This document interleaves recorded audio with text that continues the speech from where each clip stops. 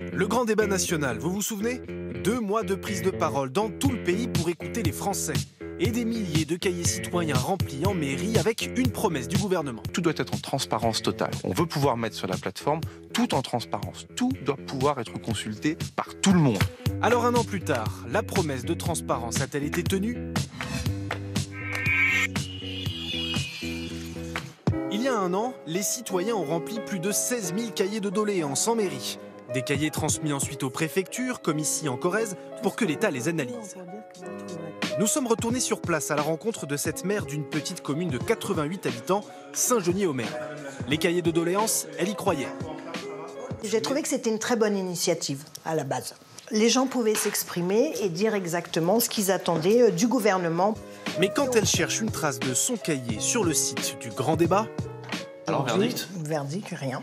Rien, aucun retour, aucune transparence. J'étais optimiste et aujourd'hui, je suis un peu déçue quand même. Sur le site du Grand Débat, le gouvernement publie bien une synthèse issue entre autres des cahiers citoyens, mais pas l'intégralité des contributions comme il s'y engage toujours sur cette page. Les cahiers citoyens ouverts dans les mairies seront mis en ligne sous licence libre. Alors, que s'est-il passé? Les préfectures, après avoir récupéré les cahiers, les ont transmis à la Bibliothèque nationale de France pour qu'ils soient numérisés. Puis ces documents ont été transformés en texte informatique pour être analysés par des spécialistes. On appelle ça l'ossérisation.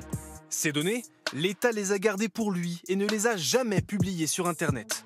Problème technique, justifie le cabinet du ministre. Les cahiers citoyens représentent des téraoctets de données. Les héberger en permanence sur le site aurait été trop lourd à mettre en place. Une explication qui ne convainc pas ceux qui ont analysé ces données. On nous a jamais parlé de cette raison-là à l'époque. Et je ne pense pas qu'elle soit pertinente, puisque nous, l'ensemble des données tenaient sur nos ordinateurs. Le problème principal que ça pose, c'est qu'on ne peut plus faire d'analyse sur ce corpus qui est un trésor national. On n'a jamais collecté autant d'expressions citoyennes en France.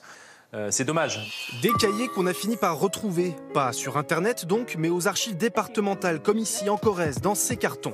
Et c'est pareil pour tous les cahiers. Pour en avoir une vue d'ensemble, il faudrait donc faire le tour de France et se rendre dans chacune des 101 archives départementales pour demander chaque cahier un par un. Faut être très motivé, quoi. L'administration s'efforce d'être transparente, mais il faut aussi être motivé en face, je le reconnais. Relancée, l'administration a fini par reconnaître que la promesse de mise en ligne aurait coûté plusieurs millions d'euros et que ce renoncement était donc aussi financier.